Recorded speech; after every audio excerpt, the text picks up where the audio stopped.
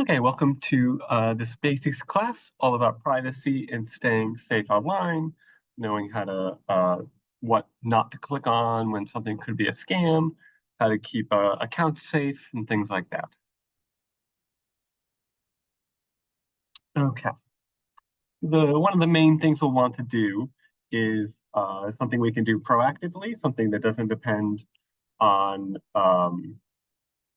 someone like hacking us, but what we can do from the get-go to stay as safe as possible, and that is to keep a passcode safe and lengthy enough and complex enough that it can't be guessed or found out by accident. So in some ways, people can still get it, but some different ways we can prevent us from accidentally giving it out or something like that. So to begin with, a couple ways that you could be hacked or you could accidentally let someone know some account details.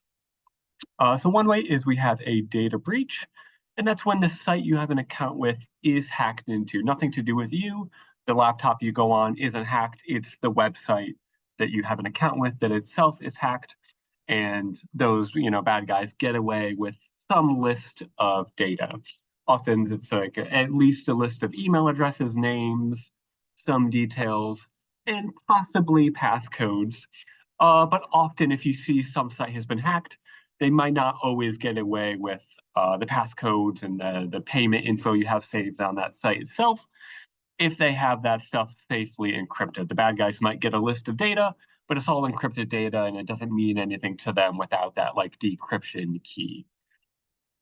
A second way is called spraying, a second way that we can be hacked or something like that.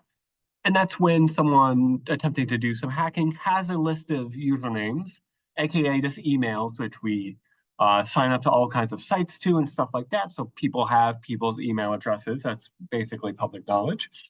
And since they have just a list of email addresses, they try to listen to a whole bunch through one specific website by basically guessing and checking common passcodes, common slash simple slash they have machines do the attempted hacking.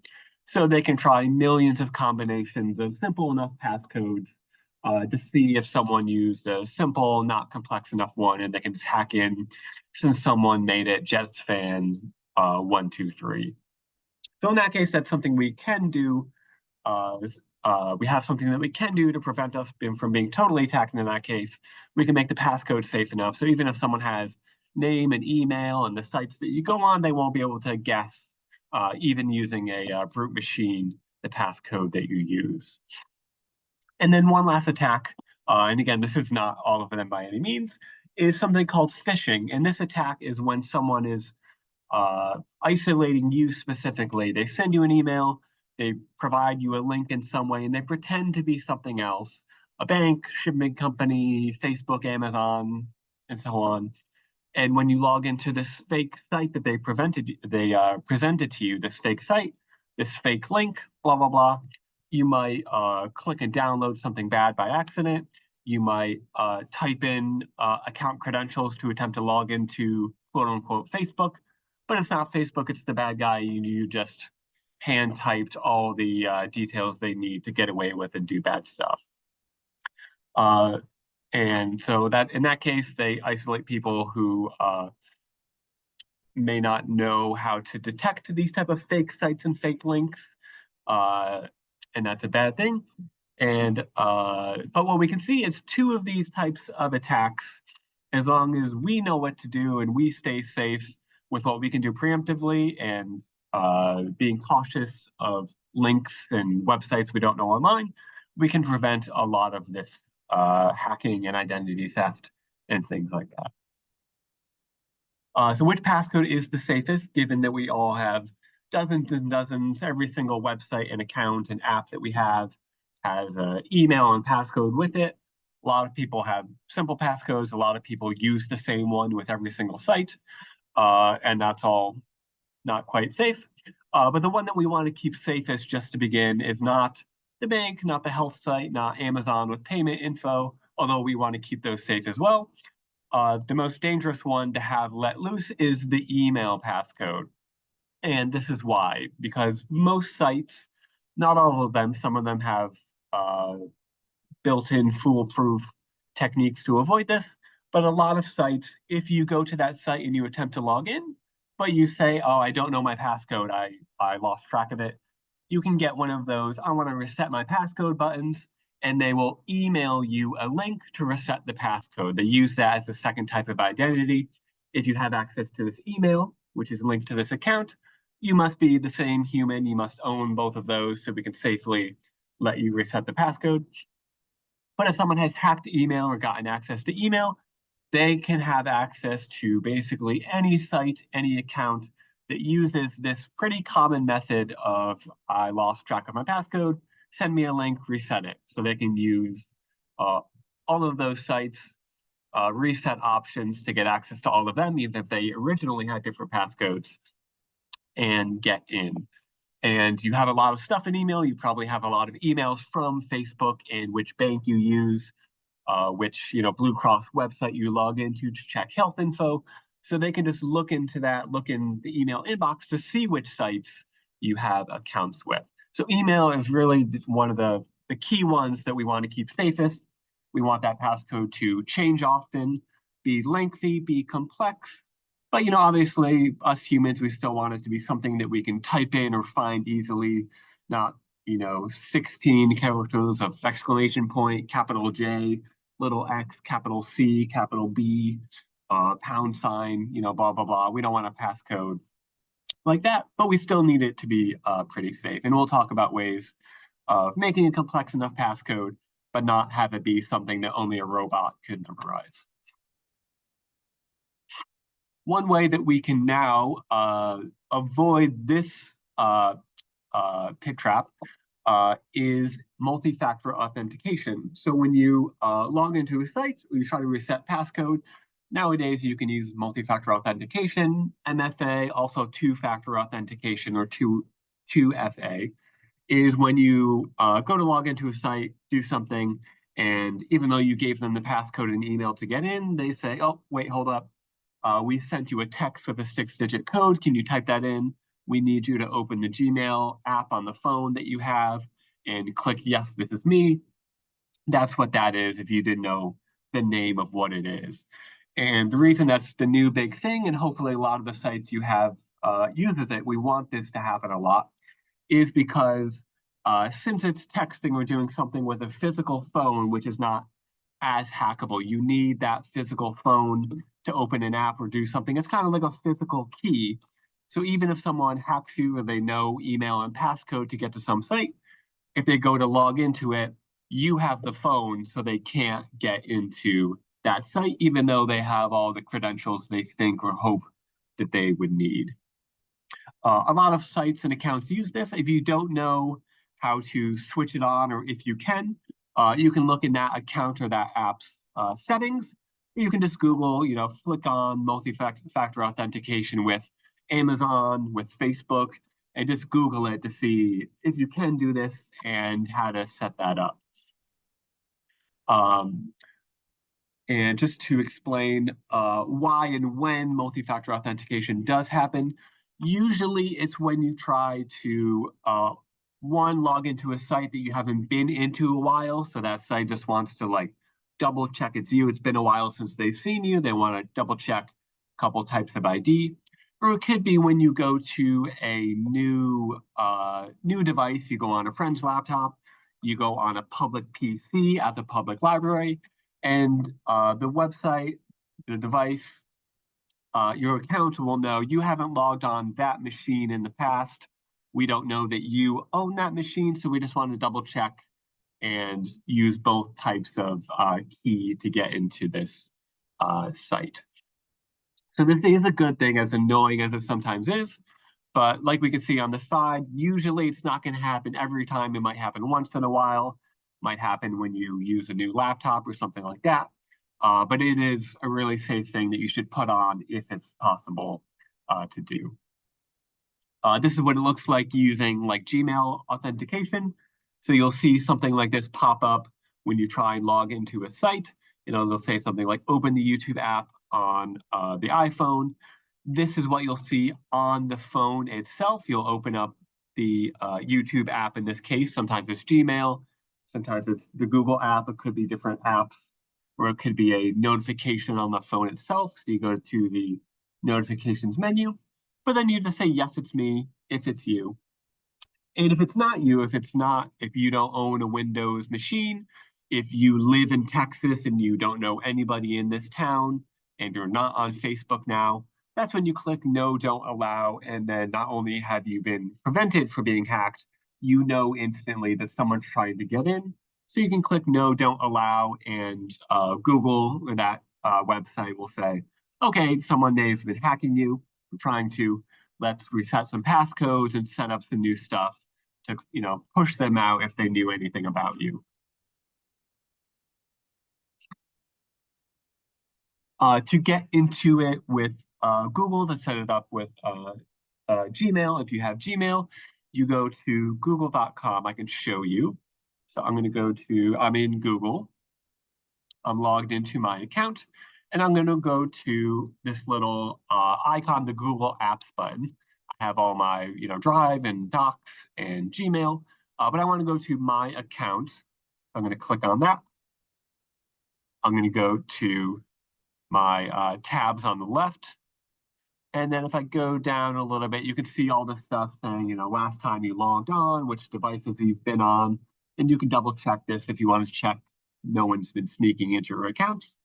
But if I go down this way, we can see I have, in Google, it's called two-step verification. And I have that enabled. And if you don't, it'll say, do you want to set it up?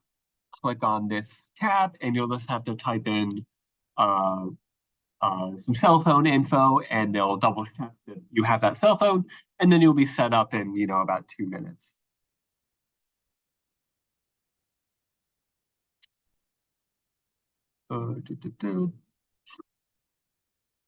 That's how we'll do it in Gmail, but lots of sites have this as well, and some of them might use it with Gmail, since a lot of sites you can log into using a Gmail account instead of making a unique account to sites. So that's also why we want to keep the email passcode and account the safest, because a lot of the times people just use Gmail to log into this site to make an account, and then every site is automatically and fully integrated with the Google account itself.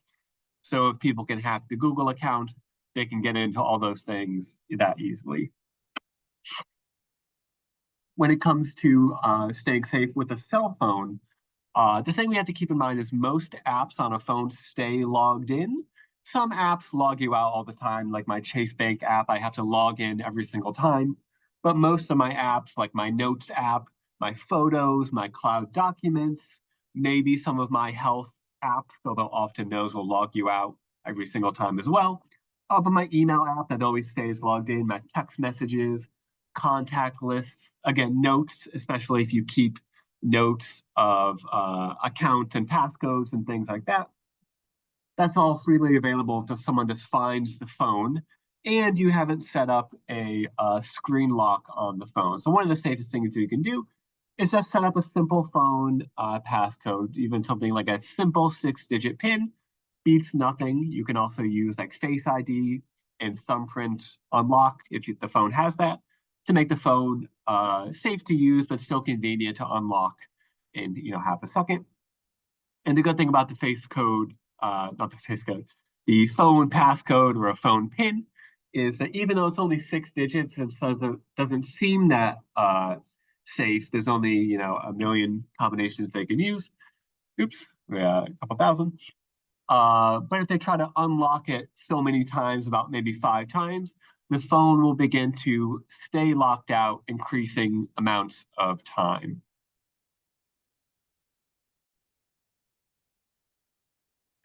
Excuse me. Yeah, so set up a simple phone passcode. Also on iPhones, once you have the phone locked, obviously something happens to you, people can't open it to see like contacts and let people know what happened to you. You can set up something called the SOS and medical ID functions. I'll have this slideshow linked in the description, so you can click on these links to get to the how-to. But basically, just go to the iPhone settings, look up SOS and medical ID. I think it's in the health tab of the settings. And then what it does is the SOS setting function allows you to quickly just tap the on off button 5 times on the phone and quickly call 911 immediately without unlocking the phone, pulling up the phone app, typing in 911. So it just speeds up that if you need it. And medical ID is something that when you have it enabled, when the phone is locked and someone gets to the unlock screen, obviously they won't be able to get in, but they can still swipe to see medical info that you've set up. So they can see name, contacts, medical info about you, medicines you need, illnesses that you might have, medications that you need, blood type, stuff like that. There's 2 things you can set up in sync with setting up a passcode. Oh, and also what SOS does is when you do call 911 that way, it will automatically send a text to the emergency contacts that you have set up, letting them know that you have called 911, you've activated SOS. And I believe it also sends like a GPS pin to let them know your current location. I had to double check on that. That's on iPhones, but I believe Android phones have something analogous to that as well. Moving back on to passcodes, take a look at this graph and find one of the passcodes that you use, maybe email. And what it does, it says how long and how complex the passcode is along the X and Y axis.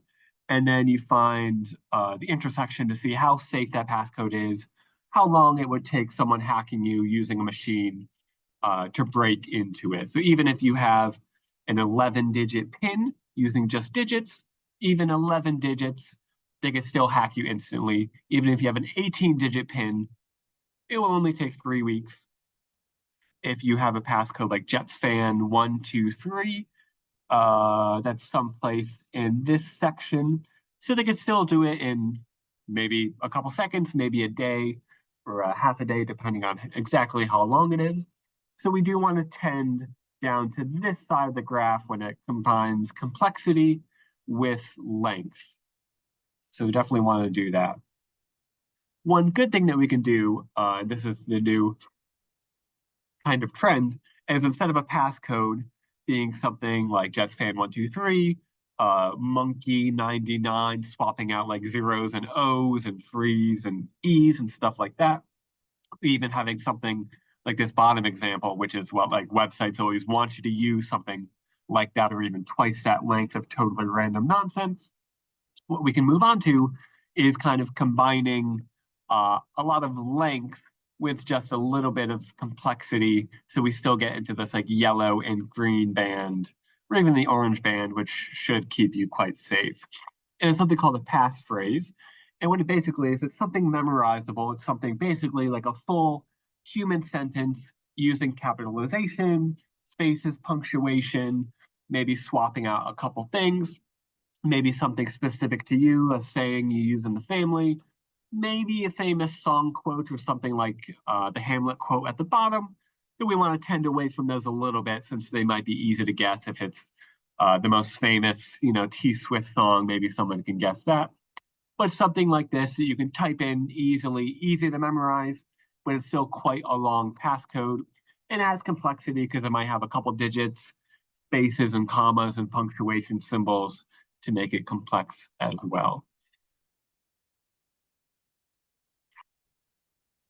On that note, we want to make them complex and long, but we still need to keep track of each passcode. And as we said previously, a lot of people have dozens, if not 100 accounts between shopping and social media and all the apps, phone accounts, cloud accounts, banking, health, all of that. They all should have a unique account and passcode. So we need some way of keeping track of them. So we have kind of 3 main ways that we can do it. Method 1, basically impossible, memorize them all. No one can do that. Step 3, or method 3, is to write them down physically, keep a dedicated notebook. It's pretty safe if you keep the notebook at home in a closet out of the way. As long as you don't take it out of the house, you can't lose it. So that's pretty safe, and a lot of people do that.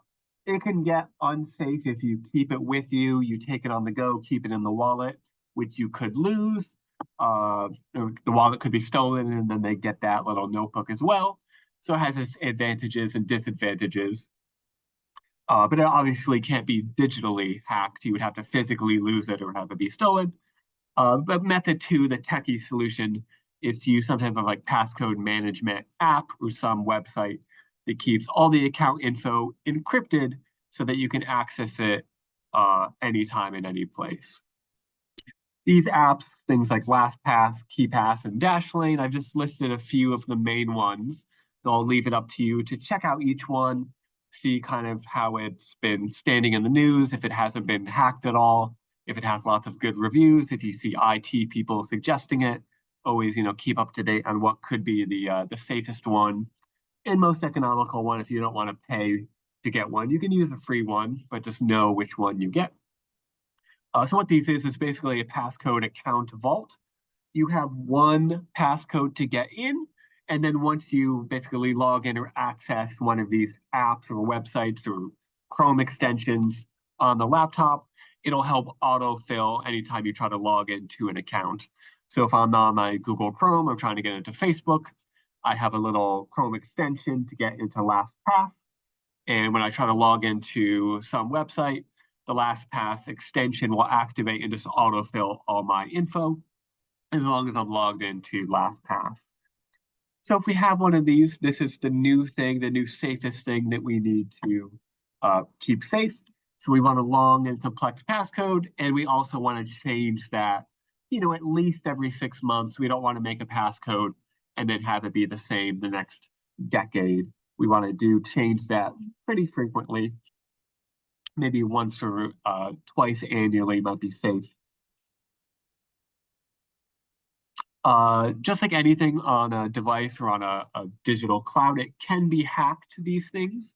And again, yeah, check the news to see which one of the ones you look at is doing the best and it hasn't been compromised in any way. Though most or many IT people say safe enough to use these and definitely beats the alternative of just not using one and only using simple and the same passcodes to every site. But even if hacked, they will most likely only get like email address and things like that because the passcodes themselves in this kind of bank vault of data is kept encrypted. They scramble it using some encryption. So if they hack the site and get that giant database, they get all the encrypted data, and it's pretty close to impossible to decrypt it without spending a lot of additional time and money doing that. So even if you see or might be afraid that these might be hacked, they won't always get away with the actual valuable content itself. Just so we know kind of how that might function if something was to happen. Google Chrome or Google itself, if you have a Gmail account, has this built in. You can save passcodes like in Google Chrome if you want to use a really simple thing just at home on a laptop with a couple sites. And phones have this as well. This is how to get to it on iPhones. You can also save and autofill passcodes on the phone, which is again one last reason we want a PIN on the phone or a Face ID to keep that a little bit safe as well. One last thing we can do on the phone, real quick, is just to keep the device updated. So one of the biggest reasons all these laptops and apps and phones keep getting updates is one of two reasons. And the main one is it's some type of patch to fix some type of loophole that people trying to hack that site have found, and they need to patch it to take out that weakness in the code or in the website. So that's one reason we get these updates. And the second reason is to add new functions and improvements and efficiency to that website or that app. But with each of those types of patches comes lots of new code that implements all that stuff. So in all that new code is the new potential that some loophole, some weakness has been introduced. So it's a cycle of adding new stuff and then updating it to fix any weaknesses and flaws they didn't think of, and then updating it again to add new stuff, and so on. But in any case, we only have to deal with this once. Just go on any phone and set up automatic updates. You can update apps automatically, and you can also update the phone, iOS itself automatically. And then what you'll do is you'll just plug in the phone at night, and then it'll run its updates at 2 a.m. when you won't even be using the phone, and it'll be set by the time you wake up. So to set those on, stay safe, update as soon as the patches come out, so no one can use those traps or those flaws in an app against you. One last thing we could take a look at, and again, we'll just kind of mention what this is and how to use it without explaining the stuff behind it too much. But we have something called HTTPS and HTTP.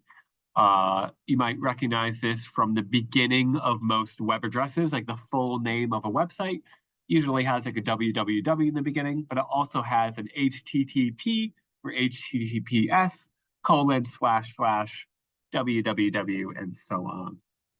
And the difference between the two, let me hop back into my slide, is HTTP with the S is the new one, and that's the and that basically tells you that website has an additional level of like authentication and encryption when you log into that site, when you send data to the site and they send data back to you across the web, just an additional level of checking and safety and all of that. It's not totally foolproof if you see a website is in the safe mode of HTTPS, but it beats kind of the old protocol of HTTP, which isn't a totally bad sign if you see that, especially like on an old site or a site that maybe you don't even log into and don't give any data to. But HTTP is the kind of old edition of that, and it's a little bit less safe. So if you go to a site and you might be a little suspicious about it, or you just want to double check, it's a good sign if you see HTTP with the S, which is the new safe protocol. Won't explain exactly what that means and what it's doing, just that you'll want to see this. That's always going to be the good sign against the old HTTP. Next, we'll just take a look at and talk about just types of spam, things you might see in emails, on websites, and how to avoid and how to identify clicking and falling into these traps. So from the beginning, anytime some app, some website, someone on the phone, someone in an email is asking you just to plain and simple send them a passcode, send them like credit card info in a plain email, something like that, private data that you would only typically type into, the website itself on the payment page or on the website itself when logging in. We want to avoid doing that anyplace else. No legitimate company website will just ask you, hey, can you just email me the passcode? I need it to kind of help you fix an IT problem. Always a bad sign if someone's just asking you to give that in some suspicious way like this. This includes if someone calls you or texts you, something like that. It says, I'm trying to help you with this IT problem. I'm claiming that I'm like from Apple, blah, blah, blah. And you should be getting like a multi-factor authentication code on the phone, those things we talked about. Can you click yes? Can you give me that 6-digit PIN? If someone's just asking you to do that on behalf of them trying to get into the account, that's usually quite a bad sign as well. We don't want to do that. We don't want to let someone in that way. That's the second key that you have to keep the account safe. And if someone's legitimately from a company, from Facebook, from Apple, they don't need you to do that to help you in any way. They have different ways of identifying you and helping you. So we want to avoid giving that out to anyone in kind of this casual way. You should only type in this confidential data, passcodes, payment info, stuff like that on a website's official login page.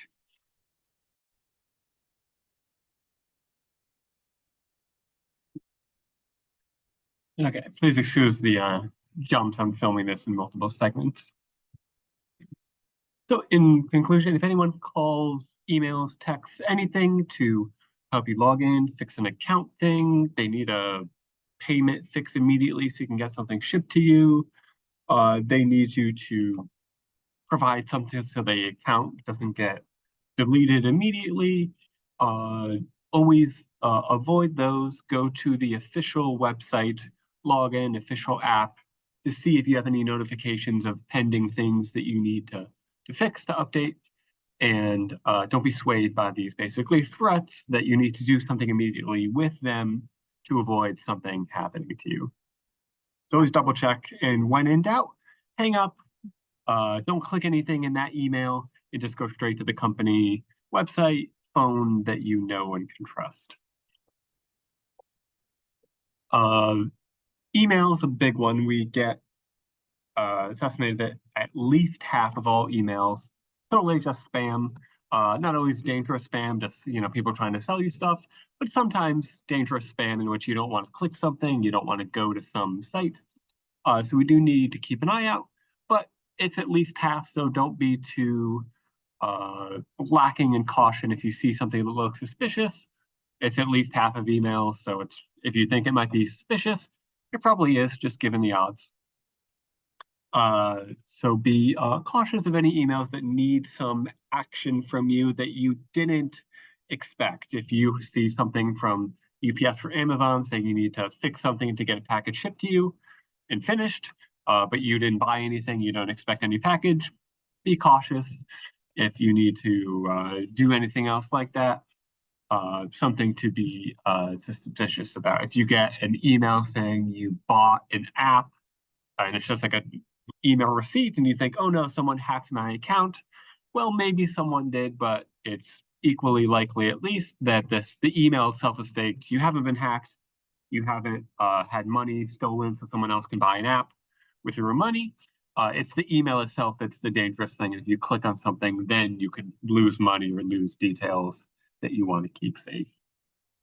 So when in doubt, don't click anything in emails. You don't want to download anything. You don't want to click something and get led to a site that looks legit but isn't, and stuff like that. One thing that we can always do, both in emails and on any website, is check to see if a web link, one of those blue text with the underline, a clickable link that'll take you to some website, we can always check what that link is taking us to. So we have two things that make up any web link, again, both in emails and on any website as well. So we have the display text. That's what you see and is blue and has the line below it. When you put the mouse on top, it changes to the hand symbol, indicating that you can click on it to go someplace. That's the display text. That can be anything. And then what's kind of hidden behind that link, kind of like the metadata, is the actual web address that it will take you to. So sometimes we have two examples on the right. The display text says like the name of a company or name of a website, kind of in plain English, just the name of it itself. And then the actual web link will lead to it legitimately. But sometimes we will see the display text say Google, or even say google.com, making you think it's just google.com, but that's just the display text. What's hidden behind that is a different website than you expected. In this case, the library website, not a bad spammy website, but not google.com. And the way that we could check this, the way we could see the display text and then this little pop-up in my web window, this is in Google Chrome, is if I put my mouse on top of a link, this little box will pop up always at the bottom left of the screen saying what the official link is that it's leading to, even if the display text is ambiguous or it says something else. So I just opened a website and let me pop it into full. And you can see anytime I put my mouse on top of a link, aka like the navigation stuff, the home page icon that'll always take us back home, any of these links down this way. If you notice I put my mouse on top, it changes into the hand symbol. It might also like change the look of it. It might make it bold. Somehow it looks clickable, which you'll get used to if you don't go online a lot. But then we notice down at the bottom left, it vanishes when I move my mouse. But when I put it on top of a link, it says the web address that it's officially taking me to. So this just says Library of Things. I don't know what website that is, if it's a page on this website or it's taking me to a different website. But then I can see if I put my mouse on top, it's actually taking me to some museumkey.com site. So then you might come to this and say, okay, it's taking me off of this site that I know. In this case, this is just the second site that we use to manage the museum passes. Totally legitimate. But you can still check exactly which web page it's taking you to that way. So we can do that with this. We can do that with the navigation links. We can see on the events tab. And we can see down at the bottom left, again, down this way, which is the actual link it's taking you to. So you can see some of these taking me to outside links, and some of these I can tell it's taking me to the website itself. So these look safe. This one goes to the website I'm on. I can trust it. But if I'm on a site that I don't quite know and it wants to take me to a different site on top of that, like in this case, not always suspicious, but just something that you can check to see so you know exactly what you'll be clicking on and what you'll be taken to.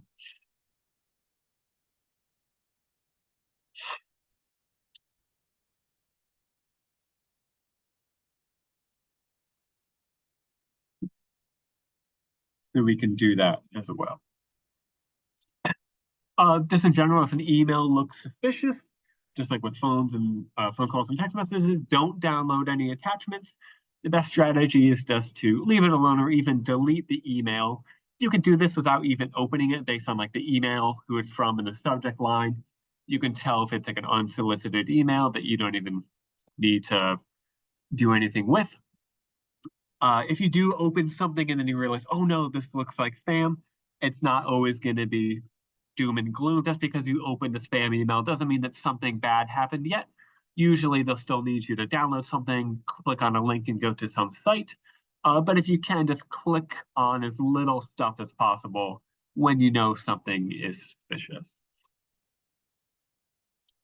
Two things to keep a lookout on. Again, we kind of talked about phishing. Phishing is when a message is sent from, basically a criminal disguised as someone legitimate that you might know, just some legitimate company like Apple or Amazon. Obviously not them, trying to get you to give them some sensitive info, login info, payment info, blah, blah, blah. On the other hand, spam is just random emails, messages. They don't contain like viruses when you download them. They might, but they could just be unsolicited. Amazon wants to sell you stuff. They somehow got a hold of your email address and they put you on some email sends list.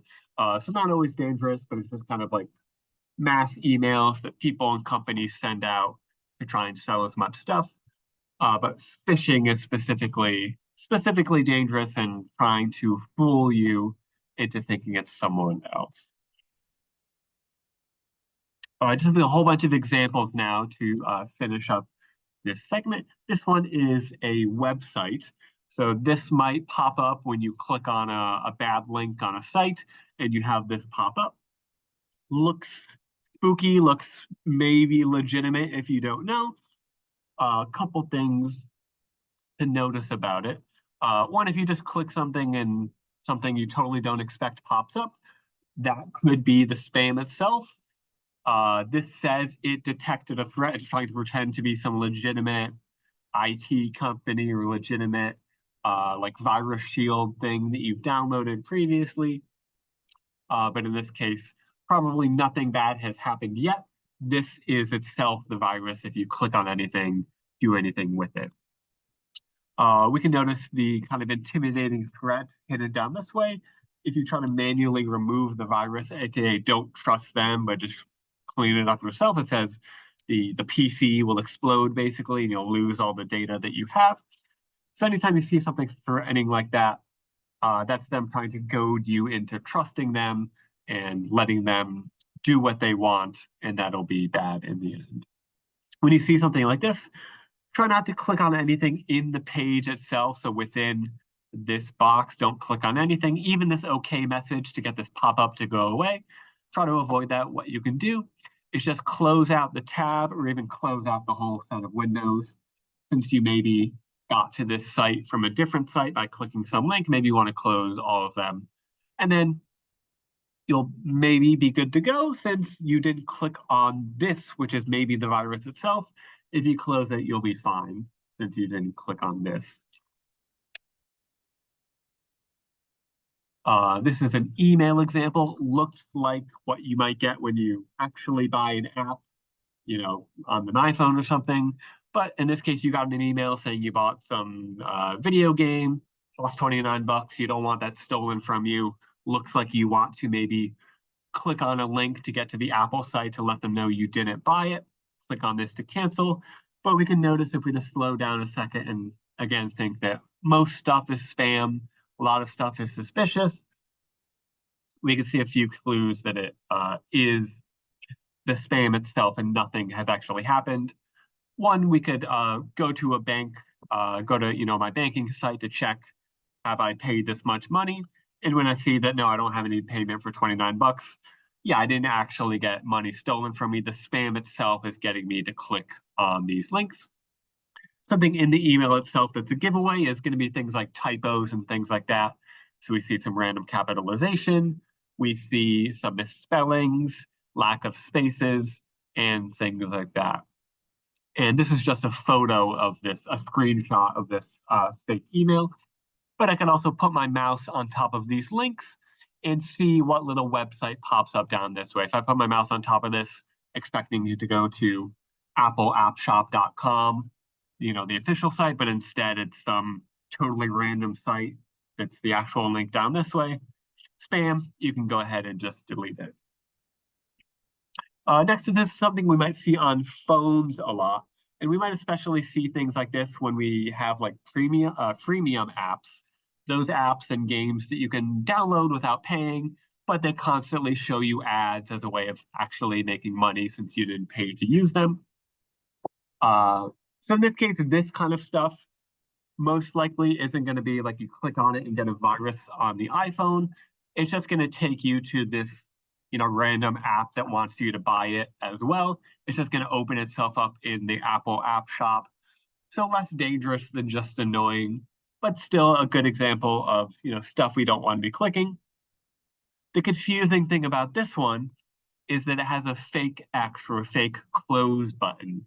So sometimes when we see these ads in these games, we play a free game, and then it has to show us a half-minute ad until we can get to the next one.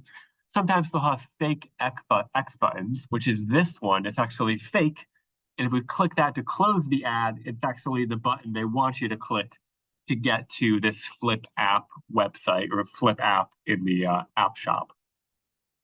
So this is a fake X button. And the confusing thing is the actual X button, which is up this way, a little bit less noticeable, sometimes doesn't even show up in the beginning of the ad. A lot of the times with these apps and games, they show you like a set half-minute or 50-second ad. And until that time is up, the actual X button doesn't show up at all. So you basically can't close the ad. You have to watch it, or you just have to close the app completely and try again next time. So these will get some getting used to just to kind of tell which is fake and which is real.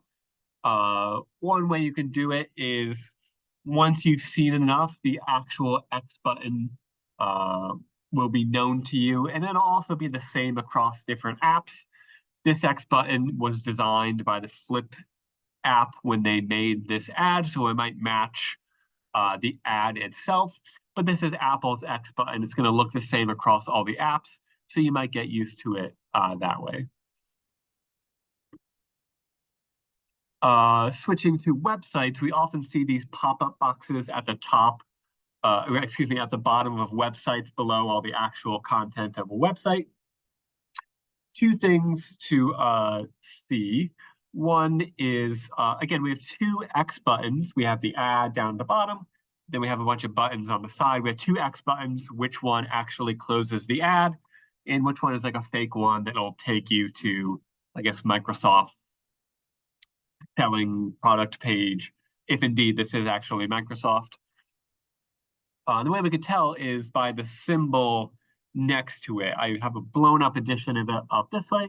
And this is the symbol of the Ad Choices intranet company, I guess you would call it. They run tons of the ads on the web. So you'll see this little like blue triangle icon a lot. So I know the blue X button is the fake one because it matches the blue of the Ad Choices button. They designed both of them, so they match. This X button on the outside of the ad is the legitimate one that will close it because it doesn't match the ad itself. We might also see, instead of the blue Ad Choices symbol, we might see Google Ads. So you might also see this symbol indicating it's an ad and who is putting it up. A second example we could see again, a little bit small, but the same Ad Choices icon with a matching blue X next to it. So I know this whole thing is an ad, and I probably don't want to click that X button since it's like built into the ad and they made it. It might not close the ad, but take me to some place or download something that I don't want. So that's looking at that. Taking a step back, what's the whole page? It's some website that I went to that has some download that I want. But a lot of the times when we go to websites that have downloads, they might have two or multiple download buttons on the page. So this one, we have a really obvious download button that you might be tempted to click. But as we just said, we've identified this as an ad. So this whole thing is just an ad. It's a fake download button, a fake close button. So I probably don't want to close anything in this. The legitimate download button is usually going to be pretty small, pretty simple. It might not even be like a button like this. It could just be text that looks like a link that says like click to download. That's usually the actual download button, not these really eye-catching huge download buttons, which you might click if you move the mouse too quickly, don't pay attention. You can also put the mouse on top of any of these again to see what the web link is that pops up. So if I put my mouse on top of this and it says, you can see it actually says Google ads.g.doubleclick.net. So this will take me to a Google ad web page instead of downloading, what app I actually wanted. Fake email example looks like it's from Apple ID, some automatic Apple email. It says my Apple ID was locked due to maybe someone trying to hack me. So again, that kind of like threatening something happened. We want to protect you. We, the quote unquote good guys, let us, click these links and we'll help you. Don't do that. This is the spam itself. No one has hacked you. This is the hack attempt itself.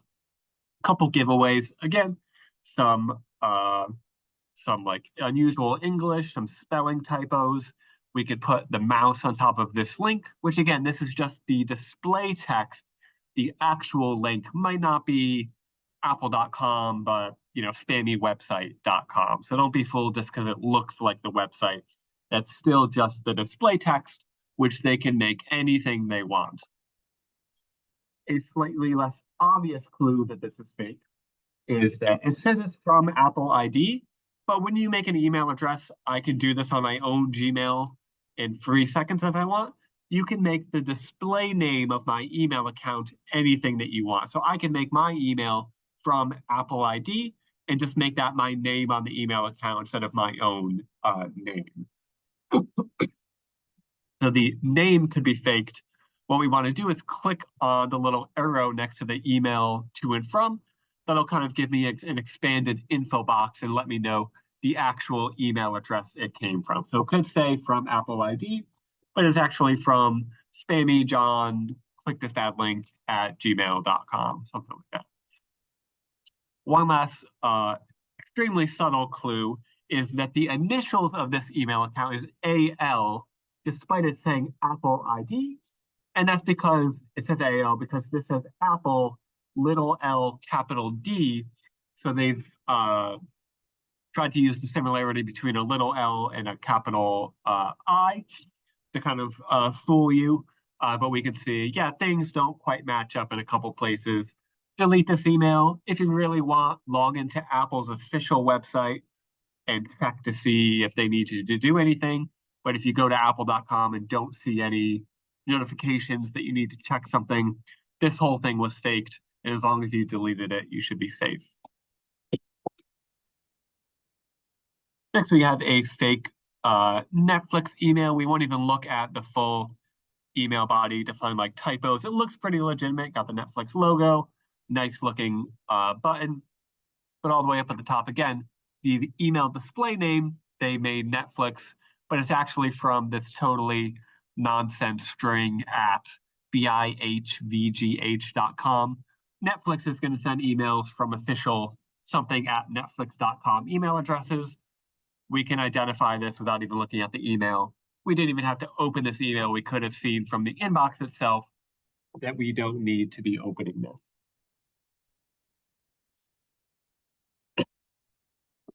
And this is just an example. Sometimes instead of like being threatening, saying you need to do something to save an account from being deleted, to avoid fines, things like that, they try to do something like a good news scam.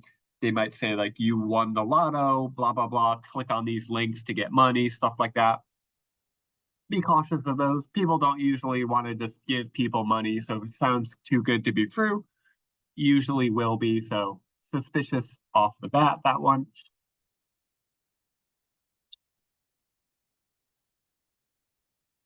Kind of in the same line, when bad things happen and people want to donate money to help out some cause, lots of sites and fake charities could be abounding. So you might want to be might want to slow down when you pull out the wallet to donate to someone with some cause, and see, just because I saw some place to donate that someone randomly posted on Facebook, how do I trust that charity? Anything like that. We can go to one of these two sites that I have provided that both have official lists of official charities. So we can one see if something is an official nonprofit to begin with. You can look up any charity on these. And then the second thing they do once you realize, okay, it is at least an official charity, is they list all the details of any given charity. It'll say how much money out of all the collected donations they get is spent on advertising, how many millions maybe the CEO of that charity gets, versus seeing that, yeah, maybe this one is a good one. 99 out of 100 cents of every donation really goes to the cause, and they spend minimal amounts on, the charity itself, stuff like that. So you can see how good, how efficient a charity is with these types of sites.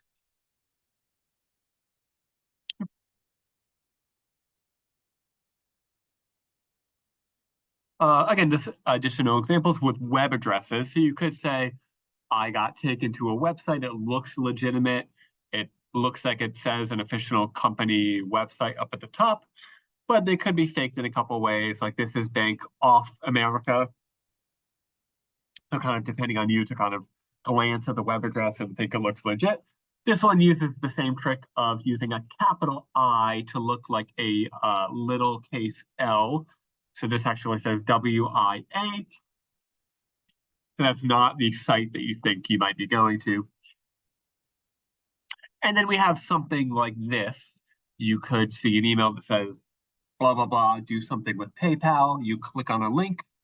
The website that pops up looks like PayPal, the exact same as PayPal login page. If you look up at the top, you see paypal.com, but this is still a faked website and a faked web address.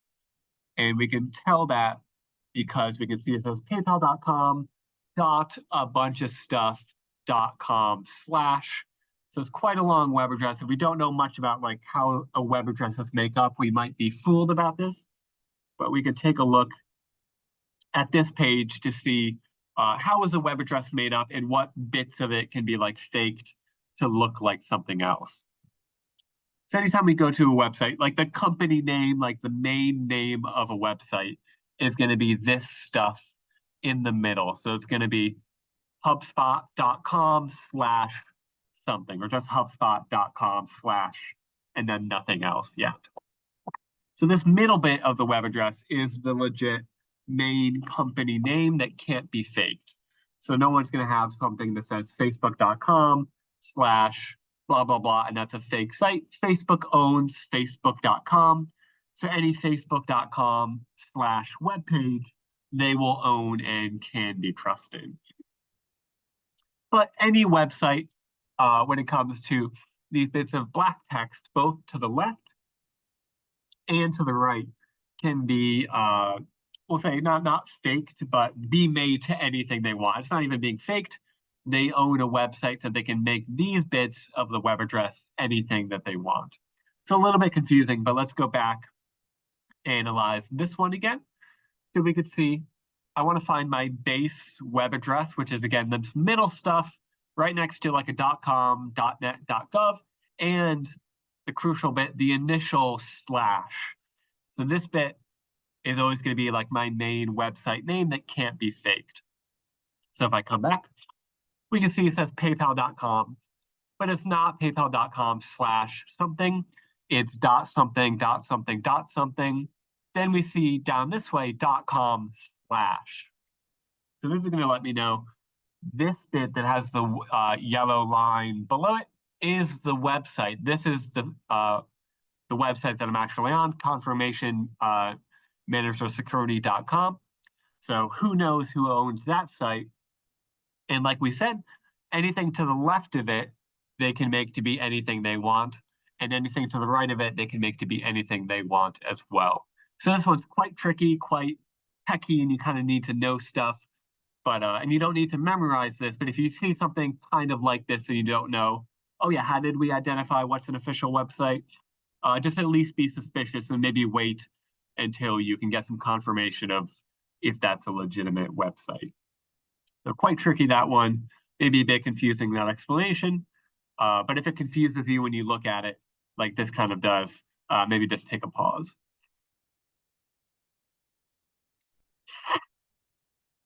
Okay, so when in doubt, the main thing you can just do is click as little stuff as possible. Don't click on links. Don't download a file. If you can tell by just seeing the email subject line and stuff that it's obviously spam, don't even open it. Just delete it. And it's still in doubt that like maybe it was legitimate and maybe you actually need to do something, just go straight to that site itself. Go to Facebook, log into Apple, go to Amazon, go to those sites themselves, the website that you can trust, open the app on a phone maybe, and see if they need you to do something, if you have like an account notification, something like that. If you don't, it was spam that you deleted, so good job. And if it was legitimate, then you just, you only wasted a minute just to double check and maybe stay out of an identity hacking situation. Okay, and then to wrap up, just a little bit about just privacy. So everything up to this point was staying safe, not clicking on stuff to avoid viruses and giving people confidential info. This is mostly about not putting out content that anybody can see on the web, just so you can be private and just so you can be, basically private. It's basically a personal decision if you want to have anybody coming along the web and looking up all this info about you, or if you want to keep things something safe and confidential just to you and friends that you allow.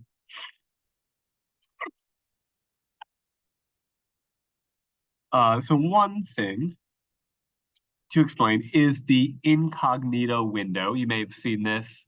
You can get to it on like Google Chrome and any web app. And finding like the settings button, probably up at the top right. And you can see you have like open a new window, open a new tab, and new incognito window is always one of the options. It does exactly what it says it does. So it lets you browse privately. And anyone else who uses this device won't see the activity that you do. So that's both true and a little bit omitting what still can be seen. So what it basically means is if I come into the public library, I sit down at a public PC, I log into my Facebook, I go on my email, I do a bunch of shopping in an incognito window. As soon as I close that incognito window, the next someone who comes along to sits down at that same PC 5 seconds after I get up, they won't be able to see my email. I won't be logged into Facebook. They won't even be able to see what websites I went on. it basically says my activities won't be saved on that physical device. So they'll keep you safe that way. And again, it's especially useful when you just maybe use someone else's machine and you don't want to be left logged in. You can just use incognito so that everything is kind of logged out and deleted. Again, only on that device when you leave. But what it doesn't say is, pop this back up, is it doesn't keep everything private. So if I open an incognito window, but then I still log into my Amazon, I still go on Facebook. Once I begin to log into stuff again, Amazon and all those sites that I've logged into know it's me. It's not private. It's not confidential to them at that point. So they could still then begin to track me and do all this stuff to sell me specific ads and things like that.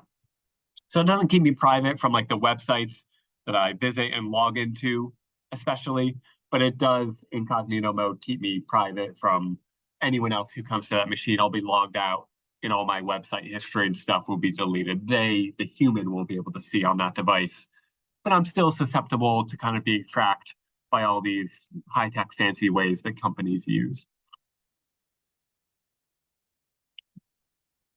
If you want to limit that kind of tracking, any sites that you go into, any shopping and stuff that you do, you have all these websites and agencies like tracking you, collecting data on you. It's not always confidential data like name and stuff. It could just be like profiles of, oh, yes, this is a young woman shopping on this machine. So we'll sell them ads of, female clothing and stuff like that. Sometimes it's, again, not highly specific data to you, but it's just like demographic profiles of you. To again, the main point of it is to, once they get to know you and they've tracked you enough, they can instead of just giving you random ads of stuff you may not be interested at all, they'll begin to say, oh, they like to shop to buy this, they like to do planting and stuff, so we'll put up a bunch of planting ads and plant pot ads, stuff like that, to increase the chances that they might click on something and buy something, and that's how we all make money. So if you want to avoid some of that, there's a couple of things you can do. And one is just switching which search engine you use. Some of them famously track you in how they make money, and some of them claim and have been proven not to track you as much yet. So Google, obviously people say, go Google that. It's the biggest engine available. It's safe. It's useful. It does all the stuff that you want. It has the most like functionality and stuff. And it's free to use. And it's free to use precisely because Google is essentially an ad agency. All of its stuff, you can get a free Gmail account and get a free Drive account. You can use all these apps with it and not pay because it makes money by selling and placing ads. And it does that efficiently by tracking people, tracking what they look up, and giving them specific ads to increase that revenue. So Google definitely tracks people, keeps track of you. You can go into Google settings and switch a little bit of these things off by going into the account settings and finding the privacy tab, but that's only going to limit it so much. We also have these options as well. There's different options. Some of these will still track you. Things like DuckDuckGo and Ecosia claim to not to track you, and they seem to have proven that and held up to that claim up until this point. If you haven't used anything besides Google, same exact thing. DuckDuckGo is just a different edition of Google. You can look up anything on the web. It looks basically like Google. Find websites, do shopping, find info, all that stuff. So it's basically the same thing, and you get the same stuff, but it's not going to track you as much if you switch to something you can trust instead. Like I said, you can go into, if you use Gmail, use Google, and you want to keep using it, but you just want to see what Google tells you they'll be tracking and all that stuff. You can go into the data and privacy tab of the settings just to kind of see like what you can enable and shut off and stuff like that.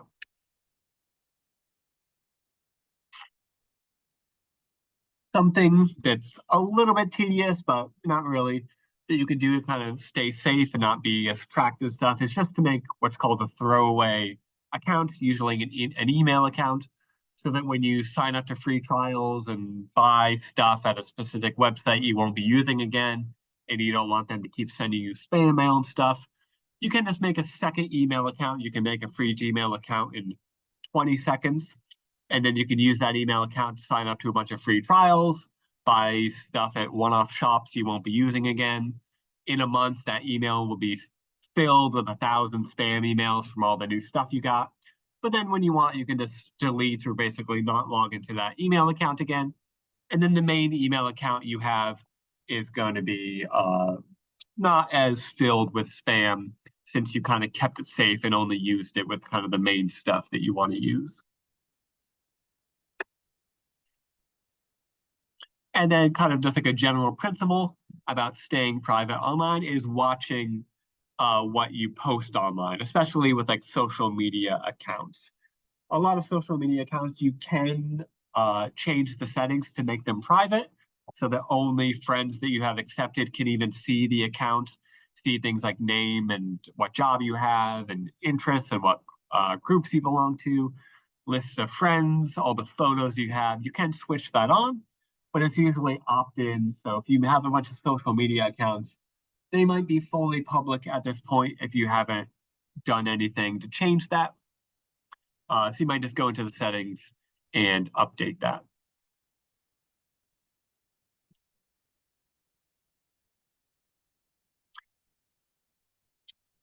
So we can limit that. And the reason that we want to limit that, besides just people being creepy online and businesses being creepy, like finding you and seeing what kind of stuff you like, is that if you have a lot of social media accounts, a lot of people who want to pretend to be you, attempt to identity hack you, stuff like this, can find out a lot about you. They can find out mom's maiden name. If you happen to be friends with mom on Facebook, they can find out DOB. They can find out what job you have, what job title, email addresses, phones, full name. They can find out list of friends and family. They can see all the photos of you and what you've been doing, places you go to. So we can quickly see how kind of anybody with any motives can find out a lot about you if you don't lock stuff down. And then besides that, besides what you post online, is a lot of stuff is just freely available online that kind of you can't control anyway. And we want to be cautious about this because some people might use this info that they can find about you to pretend to know you, to pretend to be you to someone else, something like that. So freely available online is like public info, like who owns a house, have you voted, crime stats, things like that. Home address, even like satellite images of a home to see what home you live in, address, which vehicles you own. People could use all this info against you. Phone number, public phone books. Charities that you've donated to might list you on that website as having donated, and they can find that out about you. And then they could email you with spam pretending to be that charity, and you would think, oh, only that official nonprofit would know that I've even donated to them, so I think I can trust them. But they may have found that out just by scraping the web and finding you on a list on a website of people they thanked. Any groups that you might belong to, genealogy stuff to find out family and family. And then maybe biggest of all is all the stuff we just previously talked about. Family and friends social media, if they post stuff about you, if they post photos of you, and they don't have a lockdown profile, then all that might be out, even if you did some locking up of profiles to keep it safe. Some people could use this to pretend to be you to someone else. They could pretend to be a legitimate business to you and give you all these details that you would think might be private, but actually people can find online just by Googling stuff. And if you have weak passcodes going all the way back to the beginning of the class, they might guess then if, again, Jets fan 123 is the passcode, log into Facebook, look you up, see that you like the Jets. Done. Okay. Last thing actually. Website cookies, kind of a random last thing. We all know that like cookies exist on websites. We all see those pop-ups that say, accept cookies, please, to use this site. So what is a cookie? What does it do? Maybe why should we be cautious of it? So a cookie is a piece of data kept on my machine. So when I go to Amazon and I log into Amazon, a cookie is a piece of data kept on like in my Google Chrome. Amazon doesn't keep it. I'm actually holding it myself on my machine, and it's used to basically identify me.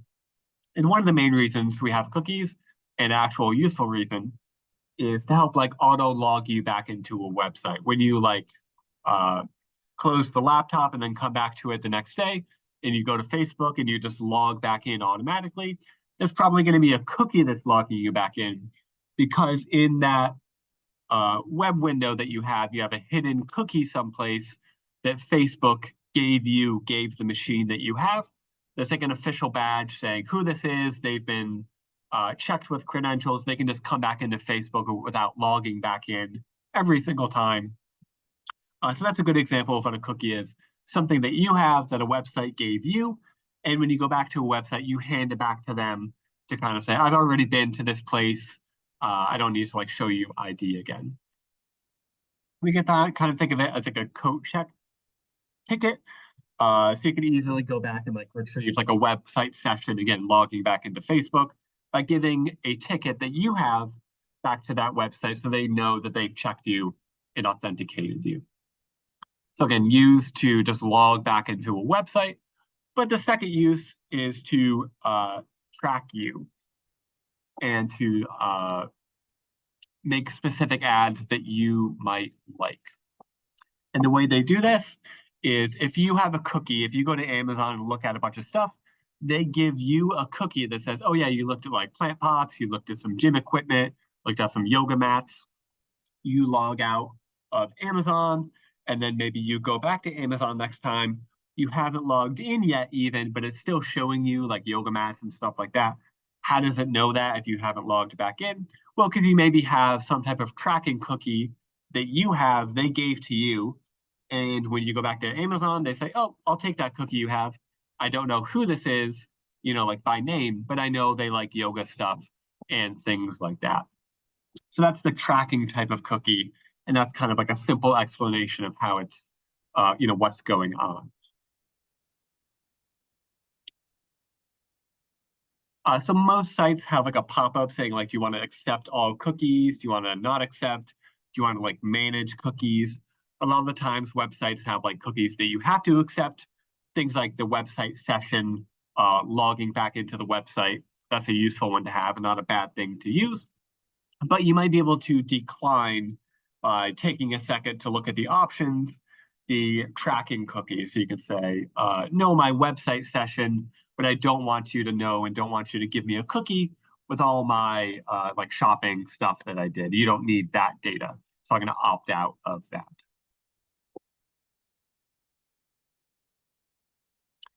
Something else that cookies can do is when you see ads on sites, you might get a cookie from that ad itself, even if you don't click on it. And then when you go to a different site that has the same ad company on that site, since it's the same ad company that gave you a cookie to begin with, even though they gave it to you off of a different website each time, they will be allowed to take that cookie back and see, oh yeah, you looked at this stuff on that website. I'm going to show you the same kind of stuff on this website. So that's how we've begun to see, creepily when you do shopping on this device or on this tab, and then you go to a different place and you see the same stuff. Some of that might be like cookies and tracking that way. If you want to, you can disable cookies. Like we said, you can go into the settings and wipe out cookies. So you can kind of reset that. So in Chrome, you can go to the settings and history and then browsing data. And then you can delete all the websites you've been to, all the things that you've downloaded. You can delete any saved passcodes and autofill stuff if you don't want Chrome to have that because you have a different system. And you can also wipe out cookies that way. Okay. So that's the session, just the basics on staying safe online, getting a little good at identifying spam and bad links and stuff, and then just some basic principles basically in the end of how to stay private online. A couple things that you can do, even though it's so difficult nowadays to truly stay anonymous as you might wish. This is the final thing. I do tech help every Monday in the public library, 3 to 5 p.m. You can just walk in if you want. You can email or something ahead of time just to let me know you'll be coming by and maybe what you want some basic tech help with. But you can just show up as well.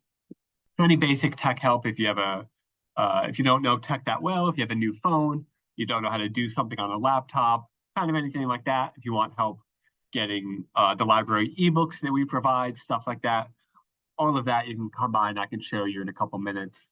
And it's just me in that room, so I'm not helping people at the public desk. So we'll have set aside one-on-one time that we can spend, 5, 10, even 20 minutes if you need it, talking about something that you need help with.